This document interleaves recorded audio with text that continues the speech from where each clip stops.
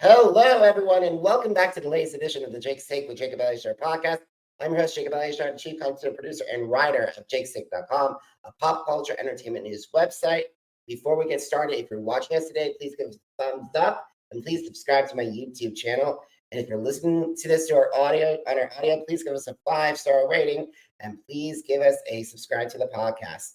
I am thrilled because I've been waiting to bring this guest on since the moment I met him at Planet Comicon 2023. We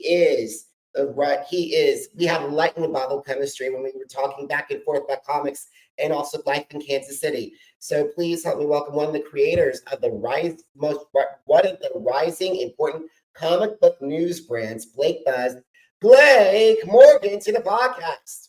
What's up, Jacob? Thank you so much, man. Appreciate that intro. Thank you. You're so welcome. And guys, I must apologize. I have a bad voice, but however, the show must go on. So thank you, everybody, for dealing with this. No, man, you sound fine. No, don't worry about it. It's in your head. It always sounds worse in your head than it does on the mic. I guarantee it.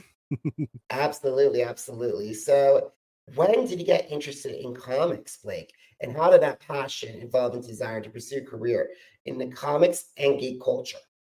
Well, I mean, I grew up with comic books. I had my dad would take me to comic book shops as a kid. My dad was also the janitor at my school. He put my sister and I through private school, and so he worked there to make tuition easier. And I mean, I still remember being in second grade and he showed up with the Death of Superman trade paperback and gave it to me out at recess. And I was like the nerd king of the world that day. Like we were all like crowded around in a circle reading this book together. People would tell me when to turn the pages.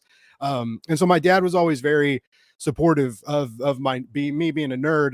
I also found out later him and my mom used to fight a lot when I was a kid. And so when they would get into fights, he would take me to a comic book shop, and both as a way to kind of get me out of the house. But I think he was kind of playing a favorite game there later. But anyways, but regardless, family's still tight. Family stayed together. Everybody loves each other. But yeah, I was raised to be a nerd.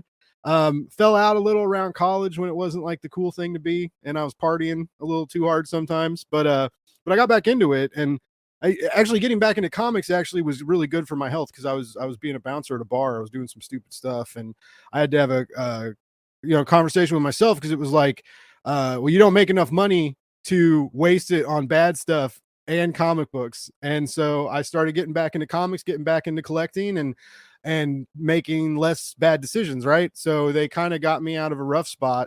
And then quarantine happened, and some friends and I started talking through Zoom, just to talk. And then someone got the bright idea to record it. And then I found out that the podcast drama is a real thing. Some people don't like to hear other people's ideas. And after some drama and falling out with some people, I interviewed David Pepose. This is a very long answer. I'm sorry. I interviewed this creator, David Pepose, and he talked to me about writing and got me excited to write again. Because I dropped out of grad school and didn't write for a really long time. And so I was interviewing David Pepose, and he kind of put this spark in me, and I started writing comic book reviews. I launched Blake's Buzz, the blog, and then that happened in March 2 years ago, 2021 in March. And then by July, I was doing the podcast, and then a few months later, I kind of switched to live streaming. And that's it, man. I just, I had a very supportive family, and they, as long as I was reading, they were happy. And then I met some cool comic book creators that kind of pushed me in the right direction. And here we are. And it's an incredible story to be honest. And also I gotta say, I was part of the comic book things by the time I was a freshman, and by the time I was like a little kid going over to Pop Culture Comics and then the Lead Comics and 1 Million Comics. Boy, were those days. And then I still had going over when I was in Boulder, I still used comics as the way to escape. So I was at the time of when Jeff Johns was the king of DC at the time. and released all those incredible blockbuster storylines that are now being played out on Max and or TV and film. Yeah, it's crazy how they've gone from, you know, these little books with silly books we used to read and pick up at 7-Eleven sometimes to these like billion-dollar, you know, organizations, and then Disney's doing all this stuff and DC's doing all this stuff and Michael Keaton's back, and you know, it's I love it, right? I think it's good to, even if people don't read comics, you know, like to get them to experience part of that world that we love so much. You know, I like that it's becoming more widespread, and I hope eventually that correlates into sales, because it does need it. And you know, local comic book shops need, you know, they need people to come in and spend money, and you know, I'm hoping that kind of starts to balance out more. But like I said, even it's just cool to see. It's cool to see the whole world celebrate this little corner of culture that we've all loved for decades. Right now, everybody's experiencing it. It's a cool feeling, and it's an amazing feeling as well. Who knew that picking up Batman and Robin Adventures would lead into something? Right? Yeah. Or just reading Spider-Man. Dude, I still remember for Christmas one year, I got a comic book collecting pack from my aunt, and it came with a short box and some single issues and some bags and boards. And she got one of those mail-in subscriptions to the Amazing Spider-Man that you could like cut the page out in the Marvel comic and mail it in like with a stamp like that no one uses anymore. And so I used to get, for a year, I used to get Spider-Man monthly, like mailed to me. And they would fold these comics. They would like fold them in envelopes, like, no care given at all to like shipping. It's so funny how the industry has changed. And like, we have these like cardboard mailers and plastic top loaders, and everything's like has to show up pristine or people freak out. And I still, like, from Marvel directly, they used to just fold these things in a yellow envelope and mail them out to subscribers, and no one cared. It's funny how things change. It is. I think several grading companies would have had a heart attack. right. Yeah. All righty. So let's talk about, I know that this Blake's Buzz, I got to say, what has been the growth of Blake? Because I'm proud of all the growth that you've done. And I think can you share that growth with me? And for those of my listeners and watchers who are unfamiliar with your work, that growth, because you've grown leaps and bounds since we last spoke, when we first met in March of 2023. Yeah. Also, I'm so glad we ran into each other at the con. Like we both showed up early, and we're like first in line waiting to get in on Sunday, and we just started nerding out and chatting until they let us in. I had a great time meeting Jacob. But yeah, it's Blake's I got lucky because I'm good on a mic. So a lot of creators like to talk to me. So it's a lot of times I don't ever have to fight for guests. I have to fight to make time in the schedule usually. You know, I got you know, other than getting lucky, I just I'm good. I'm good at social media. Well, I'm good at Twitter. I'm getting better at other social medias, especially now with everything so weird with Twitter and X and whatever you want to call it. Like, but you know, a lot of my audience building happened organically. It happened naturally. When the comic book reviews, people like reading my comic book reviews. That's for the same reason that they like listening to my interviews. They're not, they're more conversational. I make jokes. I get what gets weird sometimes. Sometimes we have drinks, right? And it's not as formal as a interview or formal as a comic book review. So people like reading them and experience them. That helped the growth initially. Other than, you know, just getting in touch with cool creatives that would retweet me, share my stuff, you know, tell their followers that, like, you know, this guy can write and he's writing good comic book reviews and stuff. Press lists that took a chance on me. You know, I know there's some drama going around at Aftershock Comics these days. I think they're getting better though, but you know, Aftershock was one of the first people to put me on a press list. Image Comics followed suit, put me on a press list. Now I'm almost on everybody's press list. I get so many comics a week. I don't have time to read them all. I'm very lucky in that regard. But yeah, so press outlets and comic professionals and just people willing to take a chance on me and give me time really helped me grow. And just I was in the comic book social sphere for many years before I ever did any of this platform stuff. It all started I've kind of forgot to include this in my origin story. It started with, I used to do one tweet reviews on Twitter. And I would read comic books, try and tag everybody involved and fit a tiny review like in whatever characters I had left. And it was kind of a challenge, right? With the limited word count. But that I started finding other nerds on Twitter to talk to and people to like, would refer me books and I would refer them books. And, we started talking because my friends and family are very supportive, but I don't have a lot of people in real life around me that read comics. So social media has been a huge blessing in that regard to get to connect with like so many fans and other readers and fans of the medium and get to talk and chat rooms and discords and stuff. So I was doing all that before I ever launched Blake's Buzz. So I had the start of a following, the spark that led to the wildfire. People started to know who I was. So when I did launch the blog, when I did write my first full review, people were like, "Oh, I've heard of this guy." When I did my podcast, people were like, "Oh, I've heard of this guy." When I started selling t-shirts, right? Same deal. Love more, hate less, read comics. People had heard that. I sold a bunch of t-shirts. It was very cool. When I started doing the live streams, people started tuning in. So yeah, it's just, nothing happens overnight. Like sometimes you look at people's success and you're like, it happened so quickly for them. Like, how do I do that? Well, like, people see that sometimes with me. Cause when I was in the public eye, I did grow, a lot. People that knew me before then though, for years, I was just this dude on Twitter with a couple hundred followers tweeting out reviews of comics. Right. And just talking about new stuff I read week to week and just trying to interact with people. So, nothing happens overnight. And if you really love it and you stick with it and you put the work in, hopefully things start to turn for the better. There's always going to be some blockades and hurdles and things like that. Right. But when you love what we do, when you love doing these interviews, when you love doing podcasts, when you love putting the work in, it just kind of irons itself out. But you gotta love it. You really do. Cause it's a lot of work.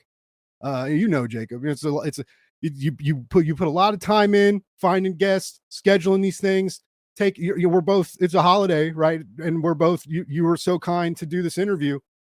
I didn't even remember it was the holiday. I was just so stoked someone wanted to interview me. I was like, yeah, let's go, baby. And then today I was like, oh, it's Labor Day. But no, I'm just saying, like, when you love it and you put the time in, good things can happen. Hard work does pay off. Absolutely, it does. And also, we're all on our individual journeys. For example, there are my peers that are really rapid growing. And it's like, we have our time will come. Remember, when I have to tell myself, you want to be like Regis, you want to be like Barbara Walters. They were in their 80s when they wrapped up their career. Mm-hmm. You want to be remembered for a legacy, not just for being a flash in a pan. And I think a lot of people, I'm not going to say names, but I think one of the initials, and I think one of the infamous people, PH, got ratified was like the stars were in their eyes. And then all of a sudden they crashed down and we barely hear from them. Yeah. Yeah. Sometimes when things happen too fast, it can be a bad, right? It's like we ideally you want to take those shortcuts, I work at Metal Ninja Studios. I'm the marketing manager. One of my new ventures in the comic book journey, like how comic books have become the day job, right? So I work at Metal Ninja Studios as the marketing manager. My boss, Joel Rodriguez, started this from nothing. He used to work at Scout Comics and he lettered a bunch of comics and then he hired these teams and designers and now he's got these big plans and we got some big plans too for Metal Ninja and Blake's Buzz. Like I can't really say anything yet, but like in the coming months, they've sponsored the podcast and we're going to do basically we're going to use my YouTube platform as a means to do like roundtables, creator roundtables and stuff that we're doing at the company. We're just kind of going to incorporate that into the channel. That's one thing. We got some other stuff coming too. But what my boss, Joel, says, he's very health centric, similar to you. I mean, I see you posting your workout vids and pics and stuff, right? And he does like a lot of crazy challenges and like the mud running challenges and stuff. And he's just like, he's ripped and he's healthy and nerds out and all this stuff. But his big deal is 1% daily, right? If you can better yourself 1% every day and take those baby steps towards your goal, that's better than leaping over buildings and getting there fast, right? It's there's not a time limit on these things, like you mentioned previously about like wanting to make it, and some of these other creatives that like got big well into their careers and older ages, right? That used to be a big fear of everybody, is like, oh, if I don't do this before I'm 30, it's never going to happen. Well, I didn't start any of this stuff till going mid 30s, and it keeps changing, it keeps getting better. So don't let your age get in the way. Don't let the different paths that people take. It's so easy to get discouraged by that, to look at other channels, to look at other outlets and be like, why don't I get those kind of views? Why don't my posts get that many likes and retweets? Why did this guest say no to me but went on another podcast? It's so easy to like fall down these rabbit holes, and I do it, right? So like I need to take my own advice here, but like, keep your eyes forward, keep your attitude positive. That's the big deal, guys. If anyone who's trying to do a podcast, that's trying to be a content creator, or if you're just trying to do something, like, keep your attitude positive. There is a place for quick clicks and clickbait for people, for the hot take addicts and people with attitudes. And there's an audience for that. It's not long lasting. And when you need it, when you need people to have your back, that's not the audience that's going to have your back.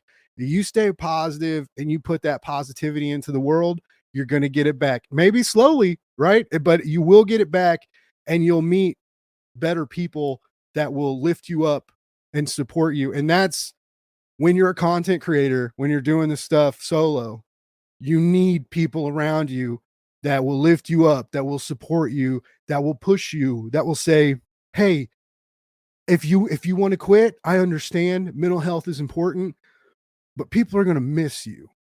And because there's been a couple times where I didn't want to do this anymore, or thought I didn't. I changed my mind quickly. But when you have those people in your corner, like rooting for you, changes the game. It's wildly different. And I'm not talking about like your family and stuff. Like, you need real friends and real family and they should support you, right? Ideally, in the ideal world, if we're all lucky. But I'm talking about like people you never met. My buddy Ronan from Australia, we send memes and gifts and short videos back and forth, like through Instagram and stuff. And we talk a lot, right? And if he sees me post something weird, he hits me up and you okay, man? Like, that's what makes me go forward and keep pushing it, is meeting amazing people like that, making real friendships, even though I've never met these people in real life, right? They live across the world. And that's the difference between coming in with a positive attitude and pushing that and trying to put that image out in the world, other than like, what's going to get me from point A to point B the fastest? And do I have to sacrifice some of my morals to get there? If that's you, like, okay, like, I know some people do it, but there are long lasting effects from the slow positive approach that I can attest to. And I feel like Jacob is the same, because he is a very, very kind soul and has been doing this for a while. So I feel like Jacob, he's been nodding while I've been talking. So I feel like Jacob may agree with me on some of these, but that's just, being positive, be a good person. It's not hard. Let's just do it. Oh, believe me, Blake, there have been times I would say, should I say this? Or like, what is the repercussions of this? And then, not to mention, I got to think of my real life friends and family as well. Like, are my niece and nephew going to be like side-eyed at me when they are 10, 11, they see your Uncle Jacob being like that, if it was like that? But at the same time, we all are on each, like I said before, we're all on each other's journeys. And I'm very grateful that I built some friendships, authentic friendships, from doing the podcast. And like, I'm great. As I told everyone, like a little plug, just to let everyone know, September 23rd, I'm inviting 3 of those amazing people that I met on my journey: Drew Angelman, Dylan Deckard, and Paige, and most likely to in TikTok. And we're doing a live podcast on September 23rd. So I'm I've known Drew since 2020. So 3 years is a long time. Yeah, that's so cool, man. That's so cool. All righty. So let's get back to you. I want to focus on you because you are here. Okay. They're coming on September 23rd. I'm still thrown off. I usually do the interviews, right? So like I'm in my mind, I keep saying like, we got to get Jacob into this conversation. I'm not used to being on the other side of the podcast. It's so cool.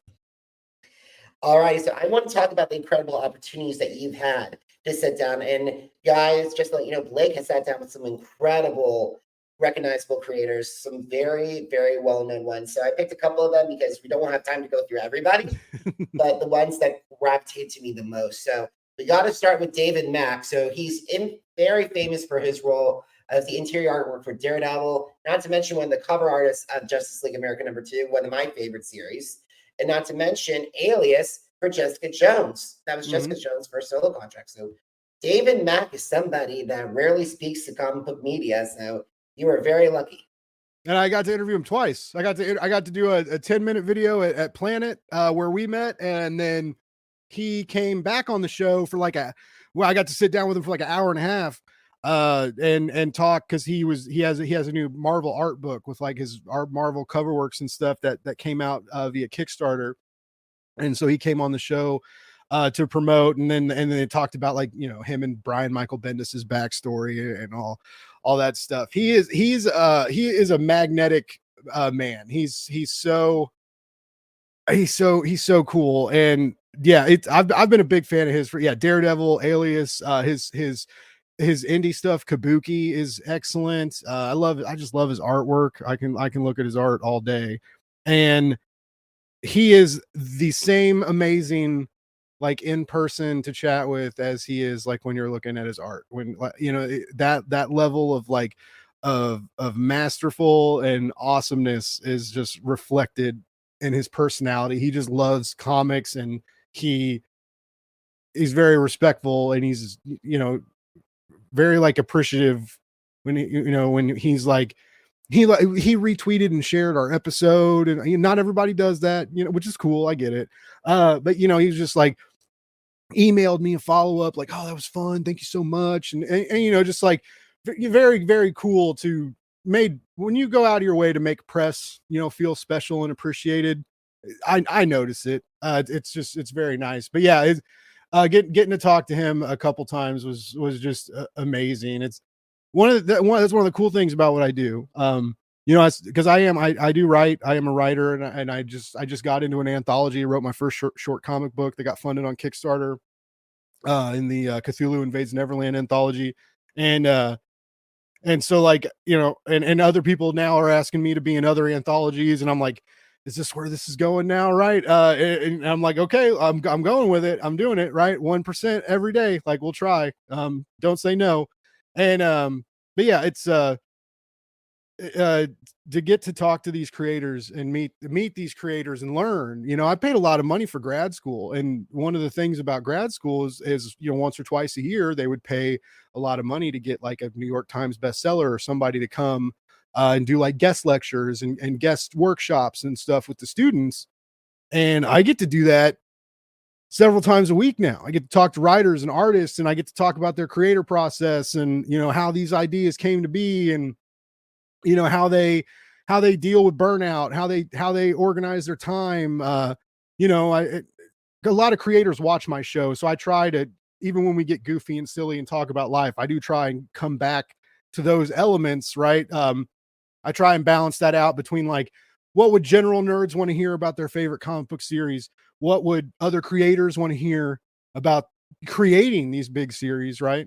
And then, you know, how can we like get some good bits and little pieces of advice for general listeners, and on top of, you know, being weird and silly and saying too many 4-letter words, right? But that's just kind of my deal. And yeah, David Mack was a perfect fit for that. He's been in the industry so long. He had so many stories. I always try and tell people, I'm like, I try to keep these to an hour. And then I think David Mack talked to me for like an hour and 45 minutes. I kept trying to wrap it up and he would tell another story. I was like, hey, David, you can talk, baby. Like, I'm not going to turn your mic off. I have guests like that. I got to say, Owen Likes Comics, one of the best international guests I've had in years. We went over an hour and 30. And I got to say, when Dan Walsh visited, one of my favorite comedians and friends from The Road Rules and the Challenge, definitely when he came on the podcast, we went nearly an hour as well. So I love those types of conversations. Nice. And oh, by the way, I've had some of my dream guests from my favorite shows turn me down because of time length. Really? I gotta say, it's a Got Talent winner, and I'll just say that. Was it? Because I mean, I know a lot of your stuff. I mean, it looks like a lot of your stuff you try to keep it to about like 20 minutes or so, or between like 20 and 30 or ish minutes, depending on the guest. But do they want like even faster interviews, or do they want more time? What do these people just want to come on for like 5 or 6 minutes and then bounce out? There's like, what can you do in 5 or 6 minutes? Not a lot. Yeah, not a lot, but like I gotta say, even one of my best guests of the year, Alex Michelson, a 7-time Emmy winning journalist, gave me a half hour, which I'm grateful for, and I will always be grateful for. That's cool. So instead of so I got to say to that person, that Got Talent winner and their PR people, please respect my sources, and you know who I'm talking about. Yeah, always respect press. Whether you're a big time, famous actor, host something, or even like a new indie creator trying to reach out to podcasts and stuff to get on and promote your next Kickstarter book. Like, treat people with respect. It goes a long way. And remember, people get busy, right? Even when unfortunately, like I have to say no a lot, or I have to say, maybe we'll get you on the next Kickstarter campaign, especially now with the day job stuff with doing work for like Invader Comics and Metal Ninja Studios. And I just took on a job for Diebold Comics as their social media manager. They're doing some cool stuff. I don't have as much time to do all the interviews anymore. And now we're using my channel to do stuff for work as well. And so I just have to balance it out. And I know, when people want to come on your show and you don't have time for them, I know it's not what they want to hear, but it's just, people get busy, things happen, and just always be respectful. And just like me, there's been times where like people haven't responded to my emails and I've been like, and I've wanted to say what I really, I bet if I had 15,000 followers, you'd respond to this email maybe, right? But guess what? I'm not going to say that, because it's not, you don't burn bridges in this industry, or some people do, but the smart ones don't burn bridges, because things can always change. Absolutely. And what I always go for, if they want to have their artist be, every time I look at somebody, I have to look at their social numbers, because the thing is, if they have less than 5,000 combined, I'm being 5,000 is being very generous. Yeah. I can't. We're gonna have to wait until you get to that level. For now, we gotta pause and go on. Yeah. I just had to do all that for me. I made my first media kit and had to like go through all the socials and count up all my followers, and then do like the algorithm, the estimated, reach throughout the different social medias and stuff. And the numbers weren't what I wanted, and they're getting a little better. It's the whole social media scope right now is weird. Twitter kind of happened naturally. I was just always good at it, and I was good at connecting with people, and I was funny, right? And I would post good tweets, and people, people engage with me a lot on Twitter. I don't have that same luck with like Instagram is really hard for me. Like, I'm trying to build up on Instagram. I'm trying to, there's still a lot of comic book people on Facebook. So like, Facebook, I'm trying to get more people to like follow my Blake's Buzz page and stuff on Facebook. People follow my instead of following my Blake's Buzz page, more people just send me friend requests and stuff on Facebook. I'm like, look, that's great. Let's be friends, but follow the Blake's Buzz page. Like, please just go click the like button. So I'm like always trying to direct people, but yeah, Twitter just happened.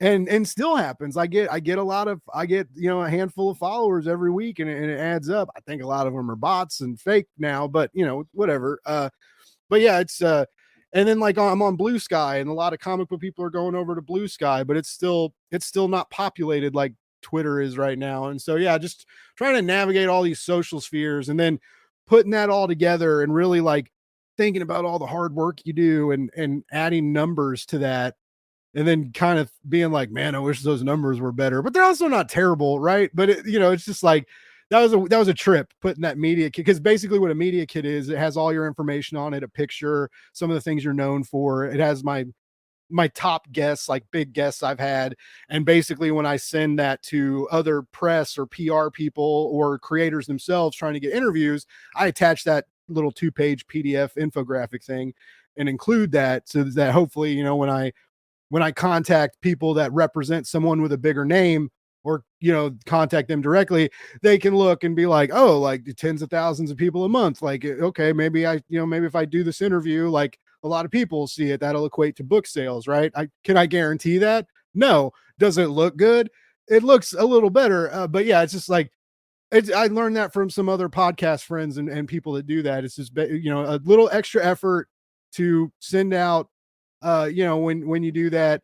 And also it kind of like is your branding, right? It's your a little bit more than the short email that we get to send requesting this guest, right? And so it's like, hopefully they look at it. If they look at it, it's just like I said, a few graphics, a few numbers, some pictures, and branding, and then it makes you stick out a little more. But yeah, making it was just kind of depressing, because it was just like thinking about this world and everything you've built and all these audiences, and then like turning it all into numbers, and like it felt very like commercialized and dirty. And I was like, I'm more than these numbers, but I guess for this, I am only these numbers. It's kind of funny. Which is great, and we'll talk. And I'm so glad we're having this conversation regarding. However, we got to get back to some greater guests, because I'm like, the second guest I was very excited you talked with, because it's Patrick Gleason, probably one of the hottest artists since his start in mid 2000s. Think about it. This guy has drawn for both DC and Marvel, Aquaman, Batman and Robin's Volume 1 and 2, Superman.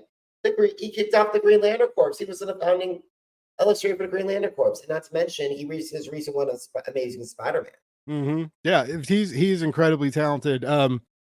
He was a cool interview, because he was not super excited when I approached with my press badge and was like, hey man, you want to do an interview? And he was like, oh, I'm kind of busy, man. And he's like, come back later, we'll see. And I was like, okay. I mean, I ended up buying an omnibus from him too, and paid him a little money to like sketch in it, right? So like, I greased the wheels a little bit. Well, I greased the wheels, but I did that for me. Like, I bought a Patrick Gleason remark and the Batman and Robin omnibus, which is one of my favorite comic books of all time. I'm a huge Damian Wayne fan, and Patrick Gleason was the artist on that phenomenal run. The writer is escaping my mind. I can't think of it. Pete Tomasi, thank you. Yeah, and they've teamed up, like you mentioned. They've done Super Sons, they've done Superman, the new Green Lantern omnibus. Their whole collection of Green Lantern is out now, so they have like 4 omnibuses worth of content between Gleason and the writer, and so like, and Tomasi, and it's all great. Like it all slaps, no weak spots. It's all phenomenal. Anyway, I loved Batman and Robin. I love Damian Wayne. So I'm just amped up meeting Gleason, and he's kind of getting that vibe. And I'm like, dude, like, you don't know what Batman and Robin like meant to me. I freaking cried. When Damian spoiler, Damian died, but he comes back. This all happened years ago, so like, don't get mad at me. Guys, spoiler alert. Sorry, too late. But so when I started getting excited about his comic books, he was like, okay. He was like, yeah, come back. We'll do the quick 10-minute interview. And then so I came back and set up the interview and started talking to him, and I got Patrick pretty excited about it, and got him kind of talking about being a father, because his kids were there, like kind of helping in the booth. And I got him talking about being a father, and how that kind of played into how he made Batman and Robin. And in those issues when Robin died and we see Bruce and the Bat family mourning, and I got him talking about like as a father what that meant and how like it kind of was dark and heavy for him, just thinking about like his own kids and what you try not to go to those dark spaces, right? But he was like, you can't help it when you're in the studio like hunched over drawing all these images and stuff. And so yeah, like after the interview, he was like, Blake, that was really cool, man. He was like, you really read my comics and know my work and were excited about it. And he's like, I don't do a lot of these interviews, and that was really special. And I'm really glad you came by my booth. And I was like, holy crap. I was about to thank you, Patrick, and you thanked me. And so, yeah, it was, that was one of the cool short interviews I got to do at the con. He very, both just the circumstance of like seeing him be hesitant to say yes, and then hit us both getting more and more excited during the interview and just wanting to talk to each other was really cool. And then yeah, walked away with that Batman and Robin omnibus, which I got for cheaper than cover price. And he drew Damian Wayne inside of it too. So like I got a deal on that. But even though that was the last day of the con, carrying my backpack was already full. I got like recording equipment in there. I got my wireless mics, everything. I got snacks. I got the water bottle. I got books and stuff I bought. Adding an omnibus to that, I was so tired, Jacob. That's that Sunday night. My backpack was so heavy. I was just like, when I finally got home, like my shoulders hurt, and then you're like exhausted from the con, but you're also still excited and like, kind of buzzing about it. And so it's like your body wants to sleep, but your mind can't really sleep yet. And, I don't know, it was a very magical experience. I got to meet tons of cool people, and, but that Planet Comicon was my first convention ever that I've ever been to. And I was press. So like I got a press badge, all access, everything was paid for. And never been to a con before, and I just like got thrown into the whirlwind of awesomeness, and I was just like, that kind of hit me. I was like, I want to do this all the time. Like I would love to travel. Like I know you told me like you've been to like New York a couple times, and like I would love to do that. And I've heard with the stuff I do now, it should be easy for me to get pro badges and other press badges and get access to this stuff. But it's just it's getting there, staying, finding somewhere to sleep for 3 days. Even if you're strong and don't spend a lot of money at the cons, which is impossible because you meet people like Patrick Gleason and then you want to take some of their art home with you. Right. And you're like, you don't even think about it. You just start counting out the 20s. Believe me. Yeah. Believe me, that what happened to me when I met Mr. Shatner and Mr. Daniels. Nice. And then not to mention the fact when I was at New York Comic Con last year, handing the money over, but it was a great experience to meet Tyler Hoechlin. I was a huge Teen Wolf fan before he was Superman, so I got some of that. And then it was really cool to get Tom Kenny as well. And then I got to say, I loved getting D. Bradley Baker's Olmec autograph. Yeah, yeah. As a child of the 90s, that was so cool. And I was like, thank God. Yeah, I remember you telling me because basically like right when we got to go into the con, that was the first thing you did. I think you went and got in the Shatner line. I think that's what you said. That was thank God I did too. Because it was huge. I remember seeing it later, and I was like, man, it'd be cool to meet him. And I like looked over there, and I was like, nope. I was like, that's too much. It was like I say, thank God for the all access badge. I know, right? Yeah, going back. That will be my Hanukkah present for myself next year, especially with the 25th year. Yeah, it's good. I'm excited. I think next year is going to be pretty massive. I keep trying to figure out if I want to do because they're doing that anime con, right? It's like the week of my birthday, and I've been getting really into manga and stuff, but I'm still very new to the scene and don't know how. My enthusiasm is there, but my knowledge as press isn't there for that. For the anime convention and stuff. So I don't know. I don't know. I kind of want to go, and I don't know what I'm going to do. I probably need to decide quickly though, because October's coming up, so they probably need to know if I want to go as press or I should probably get on that. But anyway, long story short. But yeah, next year, Planet Comicon 25th anniversary. I think they're going to blow it out of the water. I think it's going to be amazing. There's going to be some cool people there, and I'm very, very excited to go back. Me too. Me too. And I gotta say, trust your guts. Yes, definitely. All right. So one final guest I want to talk about, because the big one, Paul Cornell. He is very instrumental in both the Doctor Who world. But I got to say, I loved his run in Action Comics when he put Lex Luthor front and center. But he also does Captain Britain and MI13, which was a wonderful book. And in Demon Knights, and then of course Wolverine. Yeah, he's big time. And he does a lot of cool indie stuff. He's got a cool book.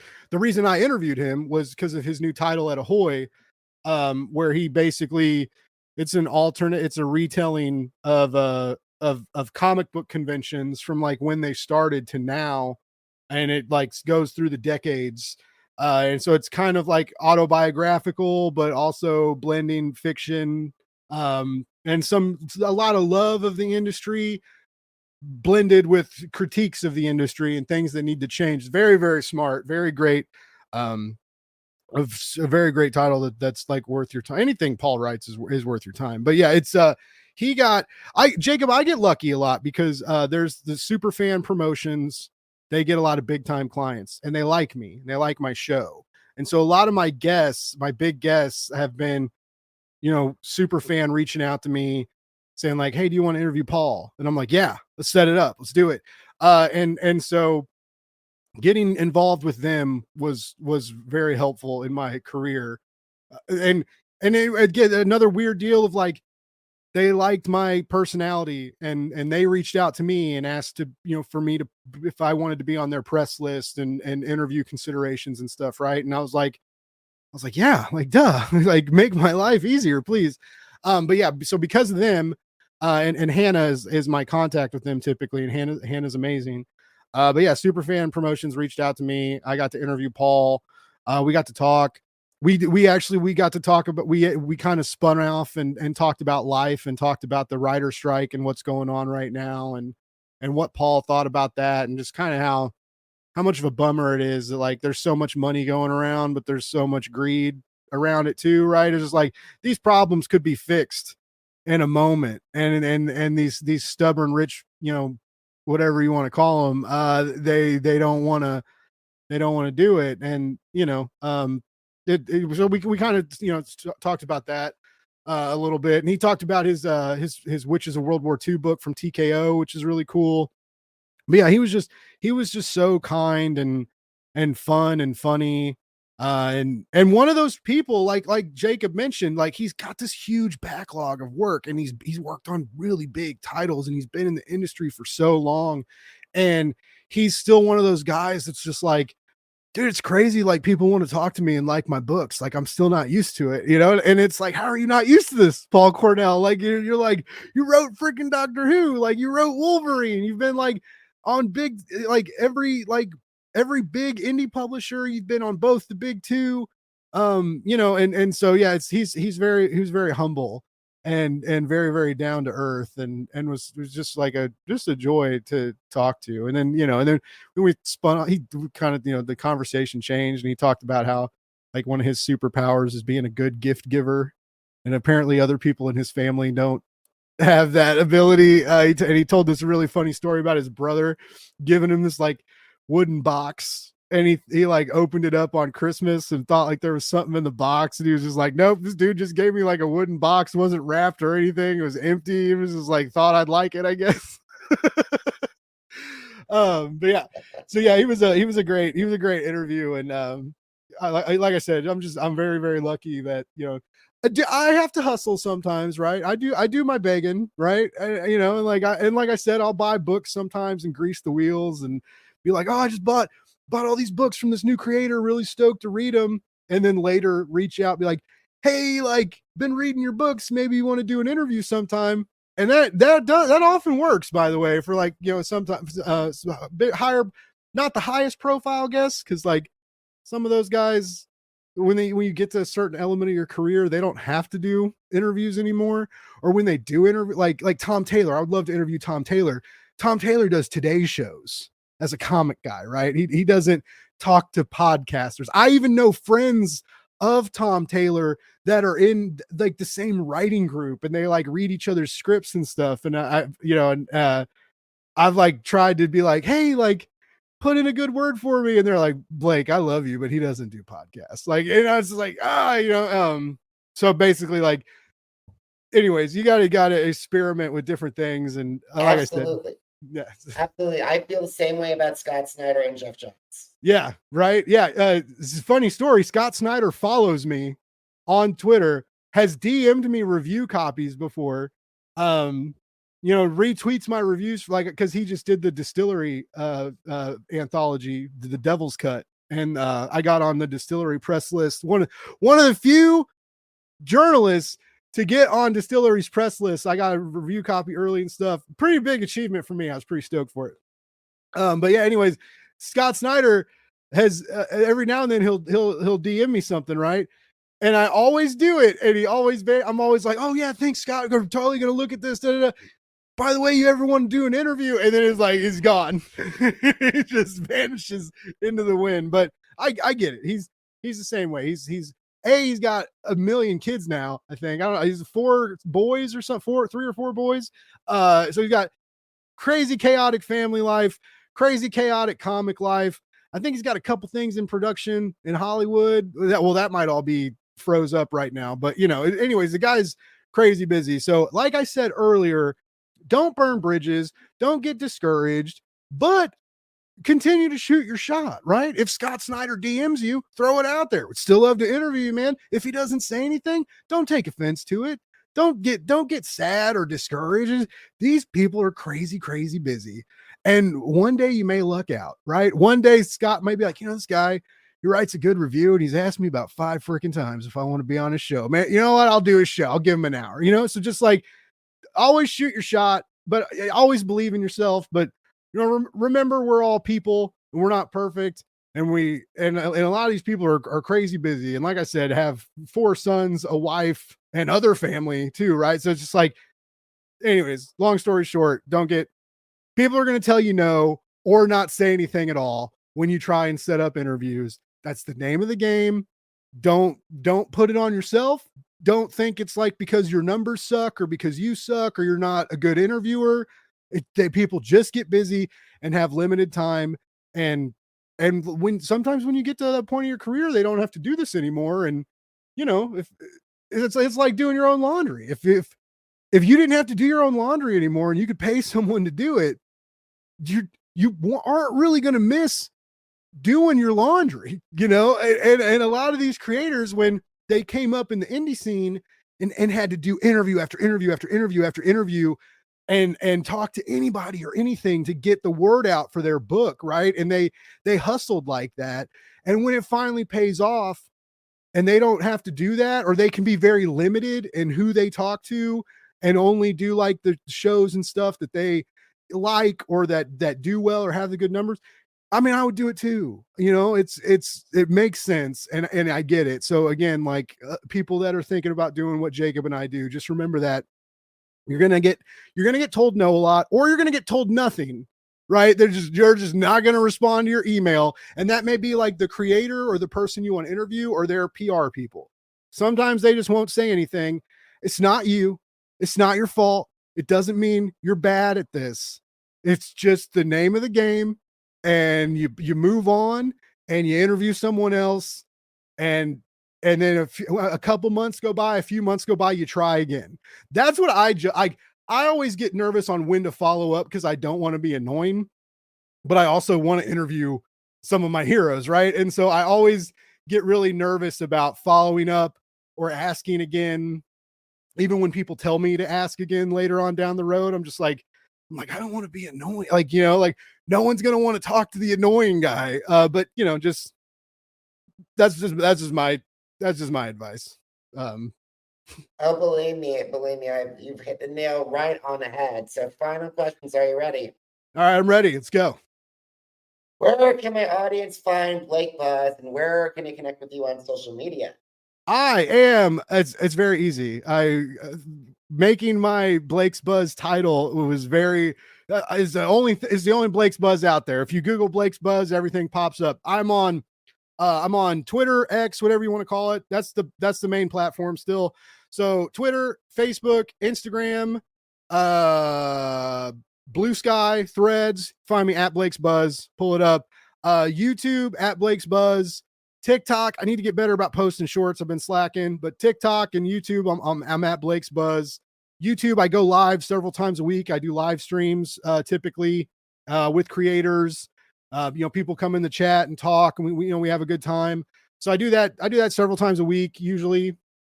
I do that, but then I do it too much, and then I take a couple days off. But basically, like, you can find a live stream on my channel 1 or 2 or more nights a week with creators, with new books out.